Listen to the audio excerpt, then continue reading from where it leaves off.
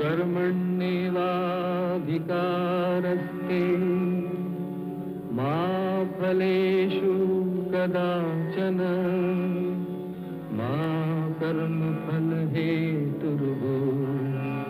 मा ते संगोऽस्त्वविकर्मणि।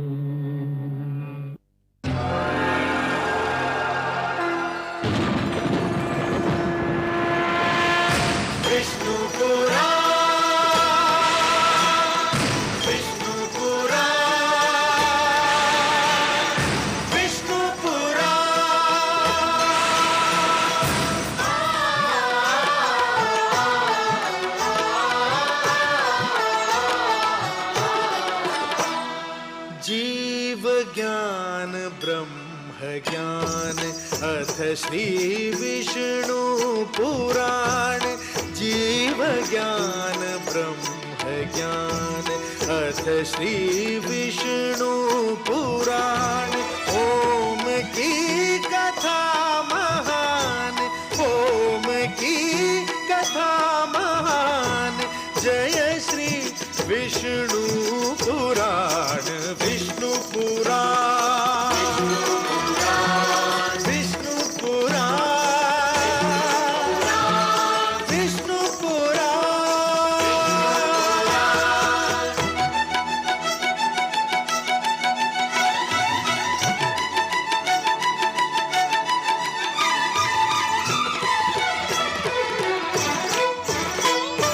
प्रकटे कब तीन लोक, जन्म मृत्यु हर्ष शोक। जन्म मृत्यु हर्ष शोक। पृथ्वी जल वायु गगन, प्रकटी कब ज्योत अगन। प्रकटी कब ज्योत अगन।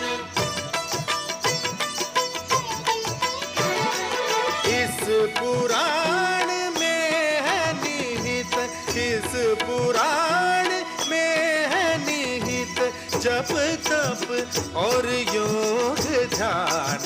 विष्णु पुराण, विष्णु पुराण, विष्णु पुराण। मैं माँ हूँ, धरती माँ। जीने के कुछ नियम होते हैं, कुछ सिद्धांत होते हैं जिनका पालन करना मानव का कर्तव्य है। इन्हीं में से एक सिद्धांत यह है कि पूर्वजों के दिए हुए संस्कार को नई पीढ़ियां केवल इसलिए ना तोड़ें कि ये संस्कार पुराने हैं। इन संस्कारों में से एक संस्कार यह है कि पिता परिवार का स्वामी होता है। परिवार का पालन पोषण करके वो भगवान विष्णु का धर्म निभाता है। परिवार के दुख सुख का ध्यान रखना उसका परम कर्तव्य है। महाराज उत्तानपाद से इसी धर्म को निभाने में चूक हो गई। परिणाम स्वरूप उनके पुत्र को वो कष्ट झेलना पड़ रहा है जिसे देखकर मेरा मन भर आया है और माता लक्ष्मी उदास दिखाई पड़ती हैं। यह सोचकर तो दुख और भी बढ़ जाता है कि ध्रुव के कष्ट की श्रृंखला न जाने कब समाप्त होगी। ओम नमो भगवते वासुदेवाय, ओम नमो भगवते वासुदेवाय, ओम नमो भगवते वासुदेवाय, ओम नमो भगवते वासुदेवाय, ओम नमो भगवते वासुदेवाय, ओम नमो भगवते वासुदेवाय।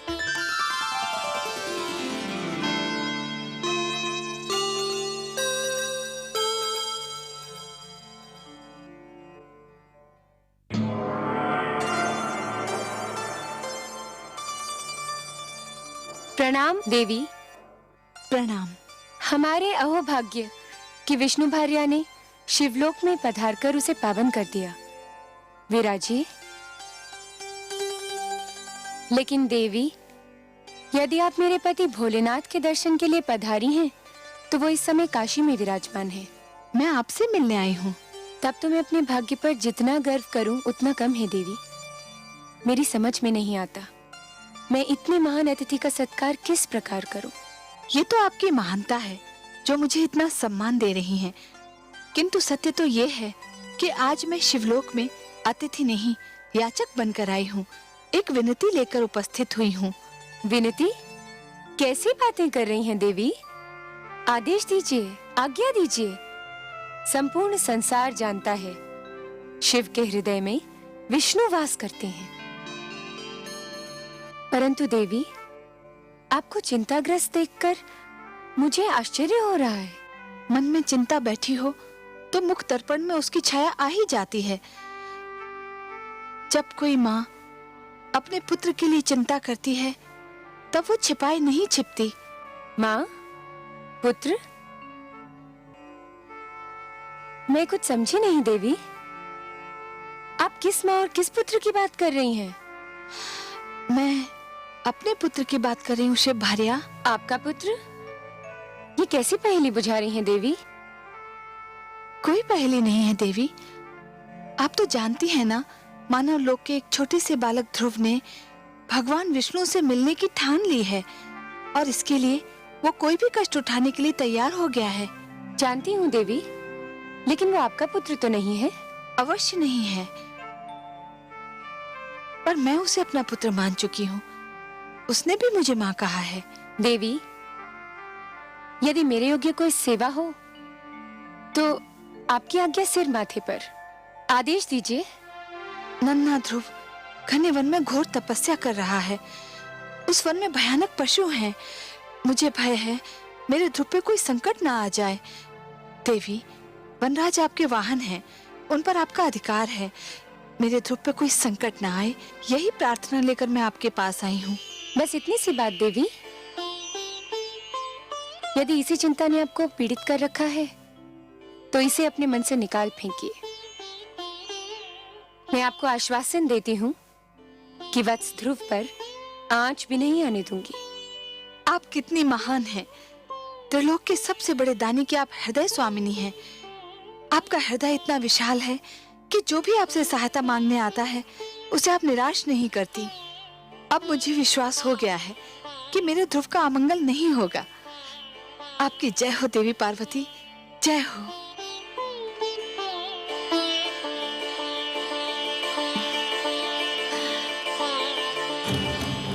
भगवते वासुदेवाय। ओम नमो भगवते वासुदेवाय। ओम नमो भगवते वासुदेवाय। ओम नमो भगवते वासुदेवाय। ओम नमो भगवते वासुदेवाय। ओम नमो भगवते वासुदेवाय। ओम नमो भगवते वासुदेवाय। ओम नमो भगवते वासुदेवाय। ओम नमो भगवते वासुदेवाय। ओम नमो भगवते वासुदेवाय। ओम नमो भगवते वासुदेवाय। ओम नमो भगवते वासुदेवाय। ओम नमो भगवते वासुदेवाय। ओम नमो भगवते वासुदेवाय। ओम नमो भगवते वासुदेवाय।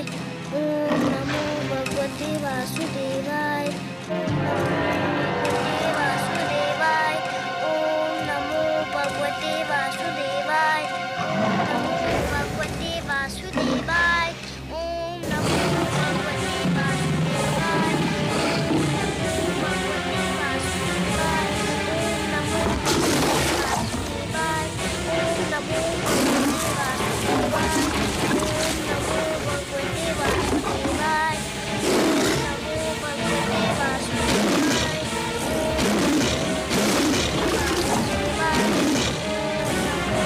ओम नमो भगवते वासुदेवाय।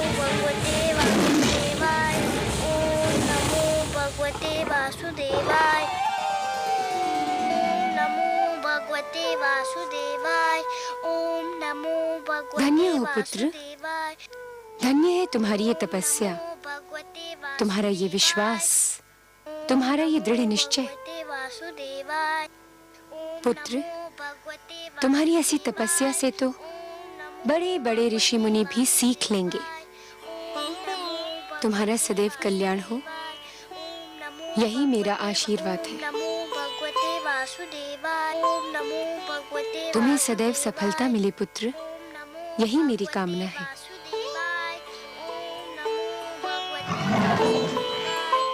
सिंहराज, तुम यहीं ठहरोगे।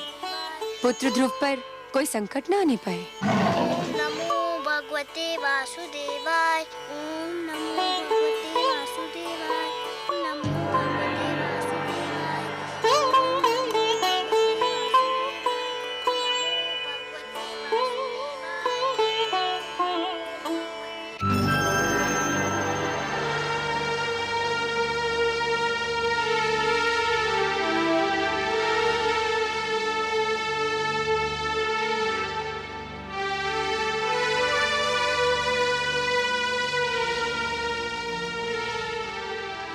आइए देवी, पधारिए।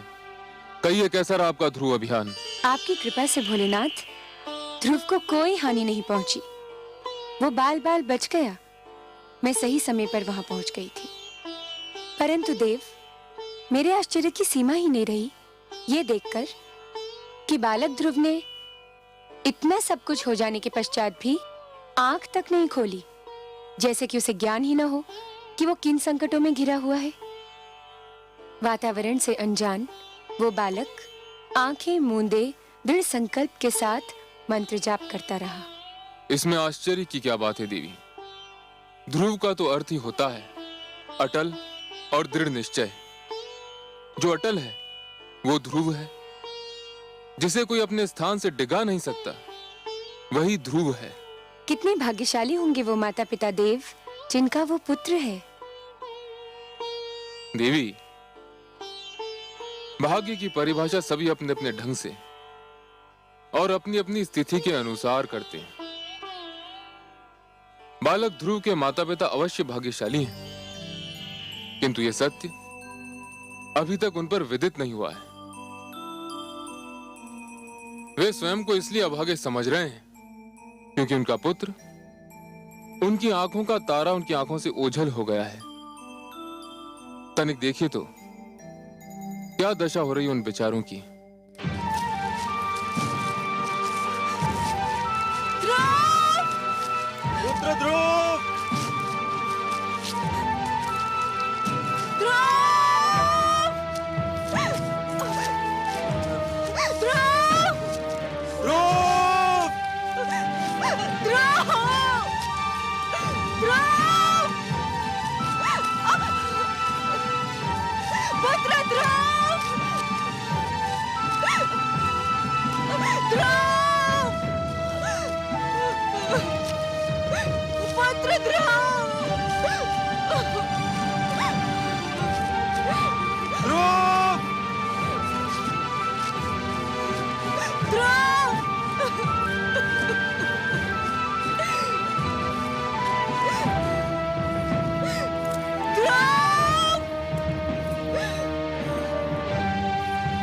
पुत्र ध्रुव,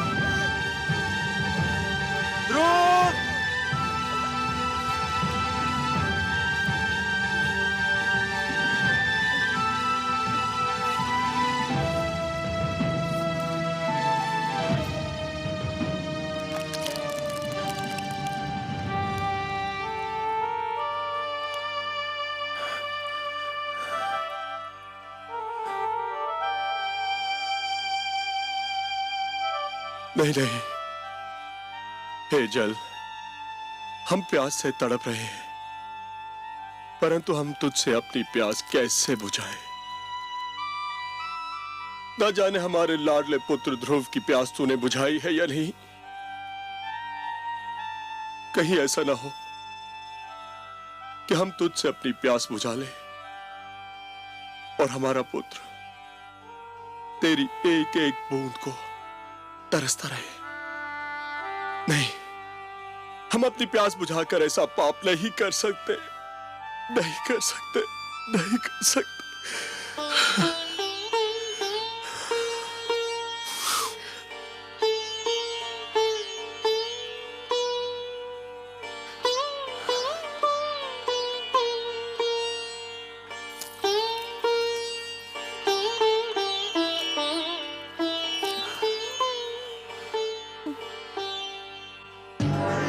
नारायण नारायण। देव ऋषि, आप महारानी सुनीति, लगता है हमारे भाग्य जाग गए। आपके दर्शन करके तो हम धन्य हो गए। न जाने कब से हमारी आंखें आपके दर्शनों की प्यासी थी। आंखों की प्यास यदि बुझ गई हो तो अब आप जल से अपनी प्यास बुझाएं। जल ग्रहण कीजिए राजन, आप भी, और महारानी सुनीति आप भी। कैसे ग्रहण करें? जब से हमारा पुत्र राजमहल छोड़ के गया है, भूख प्यास सब मिट गई हमारी। न जाने कहा होगा, कैसा होगा, उसे ढूंढ ढूंढ के थक गए हम। राजभवन का पाला हुआ न जाने किन मार्गों में ठोकरे खा रहा होगा वो। आपका पुत्र भगवान विष्णु की खोज में निकला है। जो भगवान की खोज में निकलते हैं, जिनके मन में वो रम जाते हैं, उन्हें भगवान अपनी अनुकंपा की छत्र छाया में ले लेते हैं। संसार की कोई भी विपदा उन्हें छू भी नहीं सकती।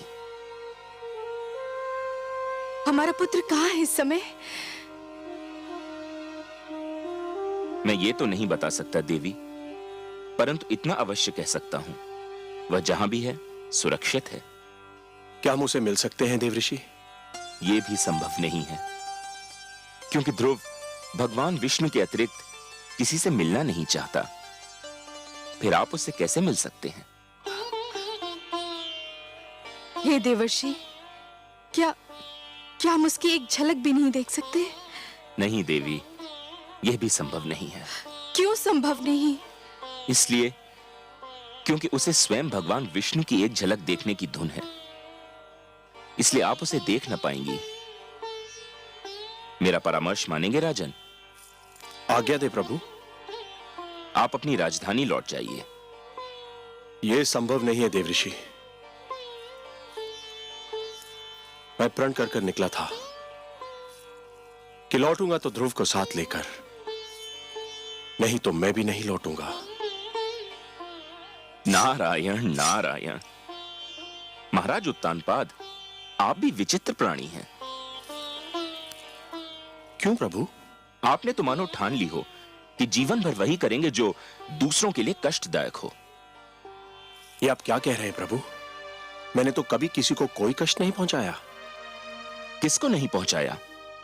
कौन सा धर्म निभाया आपने जिससे दूसरों को सुख मिले? मैं आपका कटाक्ष समझा नहीं प्रभु। कटाक्ष नहीं, ये सत्य है राजन। सबसे पहले आप पति धर्म भूले। आपने सुंदरता में अधिक रुचि ली, नीति को महत्व नहीं दिया। सुंदर सुरुचि को पाकर आप सुशील सुनीति को भूल गए। आपने पिता का भी धर्म नहीं निभाया। इसलिए आज आपके जिस पुत्र को आपके स्नेह की छांव में होना था, वह इस झुलसाती धूप में भटक रहा है। और अब अपनी प्रजा को कष्ट देकर आप एक राजा के धर्म से भी विमुख होना चाह रहे हैं। परंतु प्रभु, मैंने प्रजा को तो कोई कष्ट नहीं दिया है। कैसे नहीं दिया? राजकाज की बागडोर और अपनी प्रजा के हित को एक स्वार्थी नारी की दया पर छोड़कर आप समझते हैं कि आपने अपनी प्रजा को बहुत सुख दिया है। जो राजा अपने परिवार की समस्या में पड़कर अपनी प्रजा के हित को भूल जाए, उसे राजा कहलाने का कोई अधिकार नहीं है। एक सुंदर नारी की सुंदरता में आप ऐसा फंसकर भटके कि धर्म का मार्ग ही भूल गए। राजन, जब एक व्यक्ति भटकता है तो केवल वही व्यक्ति भटकता है, किंतु जब एक राजा भटकता है तो पूरा देश भटक जाता है, राष्ट्र भटक जाता है। आप सत्य कहते हैं प्रभु, परंतु मेरे लिए अपने पुत्र को भूल पाना संभव नहीं। मैं राजा अवश्य हूं, पर पिता भी तो हूं। यही तो वो सत्य है राजन, जो एक साधारण व्यक्ति से राजा की और एक राजा से साधारण व्यक्ति की पहचान अलग करता है। एक साधारण व्यक्ति के लिए उसका परिवार ही उसका संसार है, किंतु एक राजा के लिए उसकी प्रजा ही उसका परिवार है, और आप अपने परिवार को भूल गए हैं। अब भी समय है राजन, अपनी भूल का प्रायश्चित कर लीजिए, घर लौट जाइए।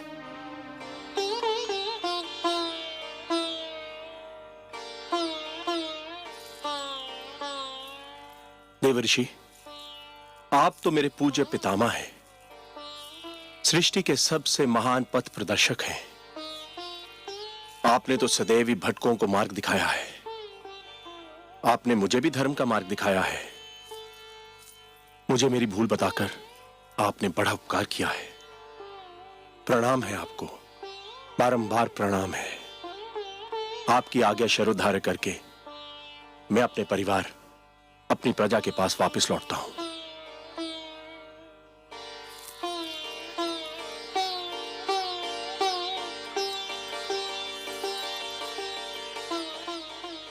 चलिए महारानी।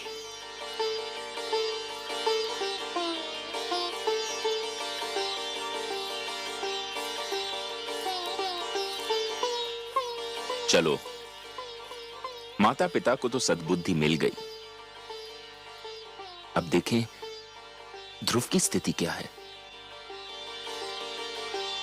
नारायण नारायण। ओम नमो भगवते वासुदेवाय। ओम नमो भगवते वासुदेवाय। ओम नमो भगवते वासुदेवाय। ओम नमो भगवते वासुदेवाय। ओम नमो भगवते वासुदेवाय। ओम नमो भगवते वासुदेवाय। ओम नमो भगवते वासुदेवाय। ओम नमो भगवते वासुदेवाय। ओम नमो भगवते वासुदेवाय। ओम नमो भगवते वासुदेवाय। ओम नमो भगवते वासुदेवाय। ओम नमो भगवते वासुदेवाय। ओम नमो भगवते नारायण वासुदेवाय। नारायण। गुरुदेव, भगवान विष्णु अब तक नहीं आए। आपने तो कहा था कि इस मंत्र का जाप करोगे तो भगवान विष्णु अवश्य आ जाएंगे। वे तो अब तक नहीं आए। पुत्र, इतना सरल समझ लिया है भगवान विष्णु का इस धरती पर आना? बड़े बड़े ऋषि मुनियों ने तो अपना सारा जीवन इसी तपस्या में लगा दिया, किंतु कुछ ही के भाग्य में भगवान विष्णु के दर्शन लिखे थे। तुम्हारी तपस्या तो अभी प्रारंभ हुई है। मुझे और कितनी तपस्या करनी होगी उनके दर्शन पाने के लिए? वत्स, फल अपने निर्धारित समय पर ही पकता है। कली भी निर्धारित समय पर ही फूल बनती है। सूर्य, चंद्रमा, प्रभात, संध्या, ये सब एक क्रम चक्र से बंधे हैं। इनका उदय होना, अस्त होना, आना जाना, ये सब निर्धारित समय से ही होता है। तुम्हारी तपस्या सफल होने का समय भी अवश्य आएगा पुत्र, पर तुम तो अभी से घबरा गए। घबराया नहीं गुरुदेव, पर कहीं मेरी तपस्या में कोई कमी तो नहीं रह गई जो भगवान विष्णु अभी तक मेरे पास नहीं आए? तुम्हारी बात में तथ्य है पुत्र। तुमने मुझे सोचने पर विवश कर दिया है, क्योंकि ये तो सत्य है कि मेरे नारायण उन्हीं से प्रसन्न होते हैं जिनके मन में उनके अतिरिक्त किसी का ध्यान न हो, जिनके नेत्रों में उनके अतिरिक्त किसी की छवि न हो, जो उनके दर्शन के अतिरिक्त कोई अभिलाषा न रखते हों, जो सारी कामनाओं का, सारे बंधनों का त्याग कर चुके हों, जो पूर्ण रूप से समर्पित हों। आप ही तो मेरे गुरु हैं, आप ही तो मेरे मार्गदर्शक हैं। आप भी बता सकते हैं कि मैं और क्या करूं जो भगवान विष्णु मेरे पास आ जाए? कुछ पाने के लिए कुछ छोड़ना पड़ता है वत्स, यही विधि का नियम है। मुझे क्या छोड़ना होगा गुरुदेव? तुम बहुत बड़ी वस्तु पाना चाहते हो, अतएव तुमको बहुत बड़ी वस्तु छोड़नी पड़ेगी। आप उस वस्तु का नाम बताइए, मैं उसे छोड़ दूंगा। खाना छोड़ सकते हो? हाँ, छोड़ दूंगा। तब तो भगवान विष्णु मेरे पास आ जाएंगे ना? अवश्य आएंगे, अवश्य आएंगे पुत्र। कोई कितना भी आग्रह करे, कितना भी विवश करे, बस तुम खाने को हाथ मत लगाना। फिर देखो कितना शीघ्र भगवान का मन पिघलता है। अच्छा, तुम अपने मंत्र का जाप आरंभ करो, मैं चला, मुझे कुछ और कार्य याद आ गया है। ओम नमो भगवते वासुदेवाय। ओम नमो भगवते वासुदेवाय। ओम नमो वासुदेवाय। ओम नमो भगवते वासुदेवाय। ओम नमो भगवते वासुदेवाय। आंखें खोलो पुत्र, लो तुम्हारे लिए फल लाई हूँ। मैं नहीं खाऊंगा माते। क्यों, क्या भूख नहीं लगी? लगी है पर मैं कुछ नहीं खाऊंगा। पर क्यों नहीं खाओगे? मेरे गुरु का यही आदेश है। आदेश? क्या आदेश है?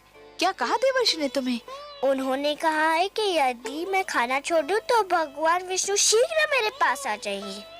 पुत्र तुम अभी बहुत छोटे हो, खाओगे नहीं तो रहोगे कैसे? भूख तुमसे सहन नहीं होगी। मैं सहन करूंगा, सब कुछ सह लूंगा, भूखा रह लूंगा, पर जब तक भगवान विष्णु मेरे पास नहीं आ जाते मैं कुछ नहीं खाऊंगा। ओम नमो भगवते वासुदेवाय। ओम नमो भगवते वासुदेवाय। ओम नमो भगवते वासुदेवाय। ओम नमो भगवते वासुदेवाय। ओम नमो भगवते वासुदेवाय। ओम नमो भगवते वासुदेवाय। ओम नमो भगवते वासुदेवाय।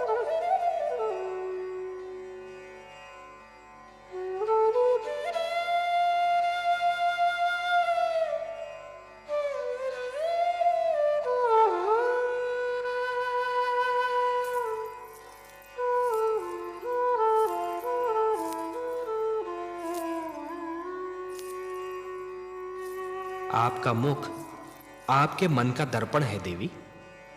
मन में चिंता हो तो उसकी छाया आपके मुख पर कहीं दूर से दिखाई देने लगती है।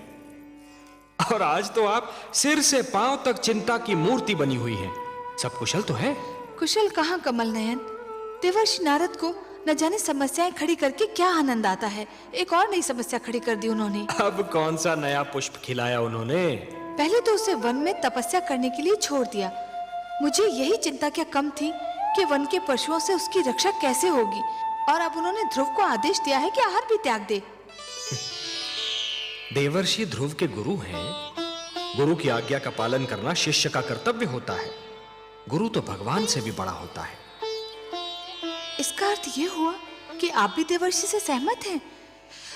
वो तो नन्हा सा बालक है, तनिक सोचिए तो, आहार त्यागने से उसकी क्या दशा हो जाएगी। क्षमा कीजिए प्रभु, संभवतः आपको भी उसकी पीड़ा पर दया नहीं आ रही। ये आप नहीं बोल रही हैं देवी, ये आपके भीतर समाई हुई एक नारी, एक मां बोल रही है।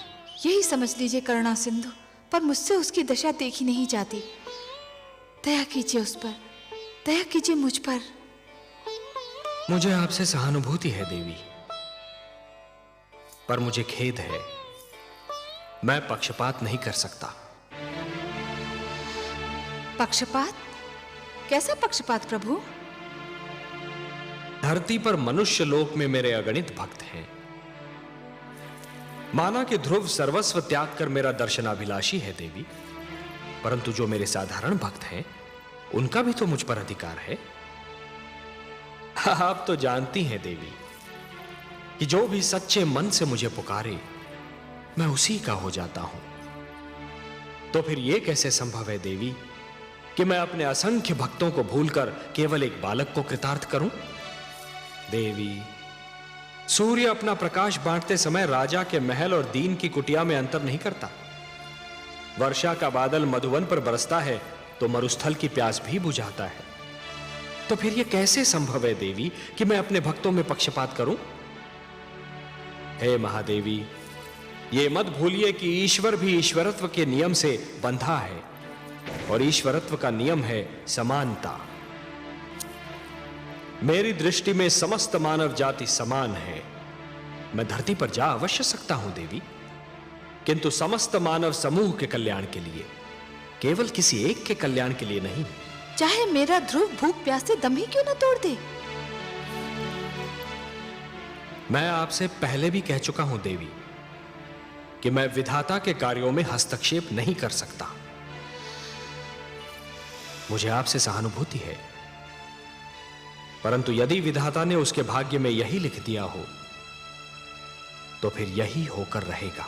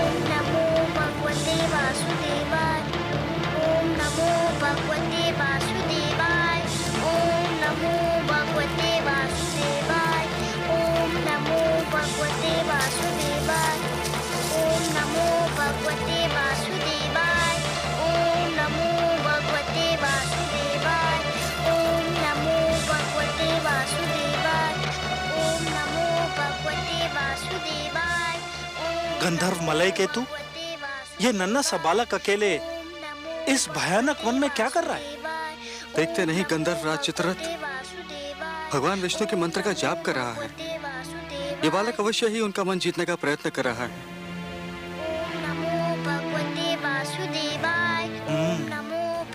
ये तो चिंता का विषय है गंधर्व राज। है तो सही, कहीं इसकी तपस्या हमारे स्वर्ग के स्वामी के लिए कोई संकट ना खड़ा कर दे। तब तो हमें तुरंत देवराज इंद्र को सूचित करना चाहिए। चलो, कहीं देरी ना हो जाए। ओम नमो भगवते वासुदेवाय, ओम नमो भगवते वासुदेवाय, ओम नमो भगवते वासुदेवाय।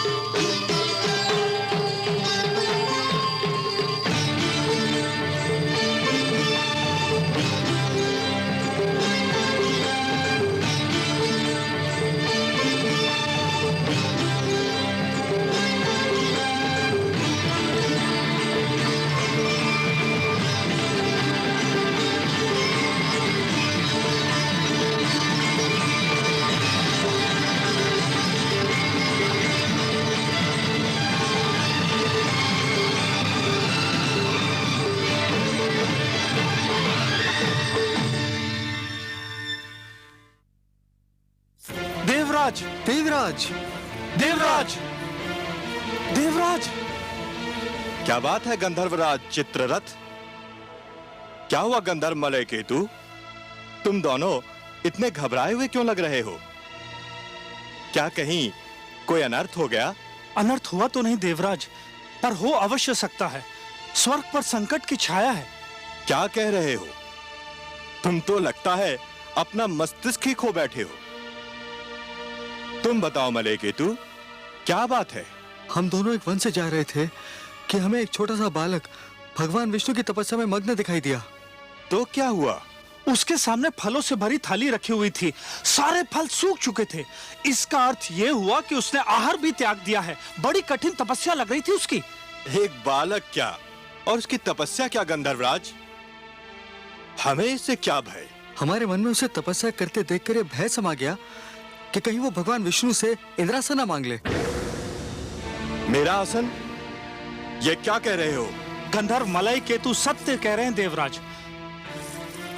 धरती लोक के वासियों की दृष्टि सदैव इंद्रासन पर लगी रहती है।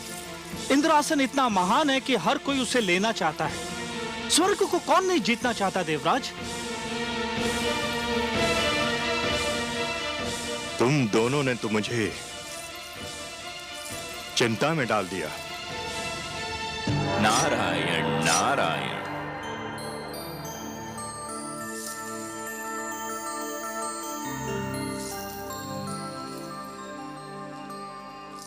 बड़ी शुभ घड़ी में पधारे आप देवर्षि। मैं सोच ही रहा था कि अपनी चिंता का भागीदार किसे बनाऊं कि आप आ गए। मैं आपकी कोई सेवा कर सका तो स्वयं को धन्य समझूंगा। आपको ज्ञात है कि एक बालक वन में भगवान विष्णु के लिए तपस्या कर रहा है? हाँ, मैं जानता हूं। उस बालक का नाम ध्रुव है। क्यों कर रहा है वो तपस्या? बड़ा विचित्र प्रश्न है देवराज। क्या आप किसी को तपस्या करने का भी अधिकार नहीं? परंतु उसकी तपस्या का कोई तो उद्देश्य होगा। तपस्या, साधना, भक्ति और आराधना ये व्यक्तिगत कार्य हैं देवराज। जो जिसकी पूजा करता है वही उसका उद्देश्य समझता है। आराधक और आराध्य के बीच आने का किसी को भी अधिकार नहीं। मुझे इतना भोला न समझिए देवर्षि। धरती के वासी स्वार्थ के बिना ईश्वर की पूजा भी नहीं करते। इस बालक का भी अवश्य ही कोई स्वार्थ है। मानता हूं देवराज, आप सत्य कह रहे हैं, किंतु ध्रुव के विषय में कहना उचित न होगा। क्यों? मानव लोक के वासियों के मन में साधारणतया दो ही प्रलोभन होते हैं। या तो उन्हें सत्ता का लोभ होता है या फिर धन का। ध्रुव महाराज उत्तानपाद का ज्येष्ठ पुत्र है, सो उसे सत्ता का क्या लोभ होगा? सत्ता तो आज नहीं तो कल उसके हाथों में आनी ही है। और आप तो जानते ही हैं देवराज कि धरती पर जिसके हाथों में सत्ता होती है उसके चरणों में धन का ढेर लग जाता है। सो ध्रुव को धन का भी लोभ नहीं हो सकता। हमारे गंधर्व तो कुछ और ही सोचते हैं। क्या सोचते हैं आपके गंधर्व? इनका विचार है, और हमारे विचार में इनका विचार कुछ अनुचित भी नहीं, कि ध्रुव भगवान विष्णु से वरदान में हमारा सिंहासन मांगने वाला है। नारायण नारायण। देवराज, धरती पर कई बार प्रलय आई और फिर सृष्टि की रचना भी हुई। युग बदले, शताब्दियां बदली, कल्प बदले, मनवंतर बदले, पर नहीं बदले तो आप। उधर क्षण भर को किसी ने साधना में आंख क्या बंद कर ली, इधर आपका सिंहासन डोल गया। विश्वास कीजिए देवराज, ध्रुव का ऐसा कोई उद्देश्य नहीं है। आप जानते हैं देवर्षि की इंद्रासन पर सबकी आंखें लगी रहती हैं। पहले भी कई बार कई लोग इसे हत्याने का प्रयास कर चुके हैं। मुझे यही चिंता है। आपको चिंतित रहने का इतना अभ्यास हो चुका है देवराज कि यदि आप चिंतित न लगें तो अधूरे से लगते हैं। ध्रुव की दृष्टि में इंद्रासन तुच्छ है। उसकी दृष्टि तो कहीं और ऊंचाई पर लगी हुई है। परंतु आप चाहते क्या हैं देवराज? मैं चाहता हूं कि उसकी तपस्या में बाधा पड़ जाए, उसकी साधना टूट जाए। आप अपनी इच्छा के स्वामी हैं देवराज, किंतु इतना जान लीजिए कि ध्रुव के मन में जो सूर्य उदय हो चुका है उसे विरोध की कोई भी घटा ढांप नहीं सकती। उसके जीवन में जिस सुगंध ने जन्म ले लिया है उसे कोई भी दीवार रोक नहीं सकती। मैं रोकूंगा उसे, आप देखते जाइए। अवश्य दिखाइए। मुझे तो यूं भी आपकी लीला देखने में बड़ा आनंद आता है। नारायण नारायण। रक्षिता, आज्ञा देवराज। रक्षिता, तुम्हें अभी इसी समय धरती पर जाना है, उस वन में जाना है जहां एक नन्हा बालक ध्रुव भगवान विष्णु के लिए तपस्या कर रहा है। तुम्हें उसकी तपस्या भंग करनी है। जो आज्ञा देवराज। उसकी तपस्या भंग करने का ढंग मैं बताता हूं तुम्हें। ध्यान से सुनो। ओम नमो भगवते वासुदेवाय। ओम नमो भगवते वासुदेवाय। ओम नमो भगवते वासुदेवाय। ओम नमो भगवते वासुदेवाय। ओम नमो भगवते वासुदेवाय। ओम नमो भगवते वासुदेवाय।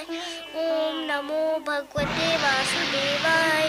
ओम नमो भगवते वासुदेवाय। ओम नमो भगवते वासुदेवाय। ओम नमो भगवते वासुदेवाय। ध्रुव, ओम नमो भगवते मेरे पुत्र, तू यहाँ है और मैं तेरी खोज में न जाने कहाँ भटक रही थी। भगवते वासुदेवाय। आंखें तो खोल मेरे राज दुलारे। देख, भगवते वासुदेवाय। देख मैं तेरे सामने खड़ी हूँ। नमो भगवते वासुदेवाय। देख तेरे वियोग में नमो भगवते मेरी क्या दशा हो गई। ओम नमो भगवते वासुदेवाय। ओम नमो भगवते वासुदेवाय। अरे, भगवते वासुदेवाय। तू तो मेरी बात ही नहीं सुनता। ओम नमो भगवते वासुदेवाय। पहले मेरी एक पुकार पर मेरे पास दौड़ा चला आता था, मेरी बाहों में समा जाता था। ओम नमो भगवते वासुदेवाय। ये तुझे क्या हो गया है ध्रुव? ओम नमो भगवते वासुदेवाय। ओम नमो न जाने किसने जादू टोना कर दिया मेरे राजकुमार पर। ओम नमो भगवते वासुदेवाय। मेरे लाल, बंद कर दे अपनी तपस्या। तेरी इच्छा पूरी हो गई है। महाराज, तुझे अपनी गोद में बिठाने को तैयार हो गए हैं। तेरी विमाता सुरुचि ने भी अपनी भूल स्वीकार कर ली है। चल मेरे लाल, राजमहल तेरी प्रतीक्षा कर रहा है। ओम नमो भगवते वासुदेवाय।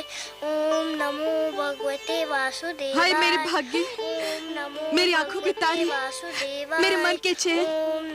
ये तेरी आयु नहीं तपस्या करने की, अभी तो तेरे खेलने कूदने के दिन है।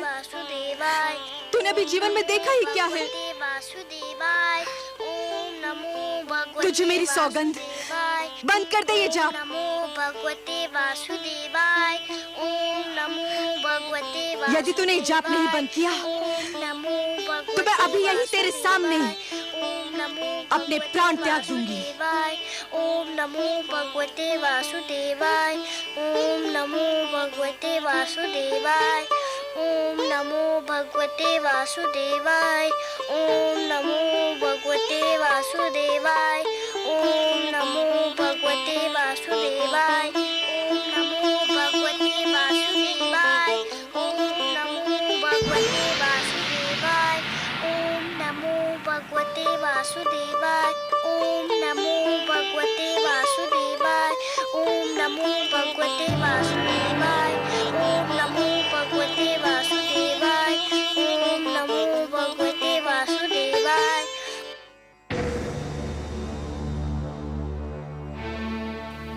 तुमने खाना छोड़ दिया है। यदि पानी पीना भी छोड़ दो तो भगवान विष्णु और भी शीघ्र तुमसे मिलने आ जाएंगे। ओम नमो भगवते वासुदेवाय। ओम नमो भगवते वासुदेवाय।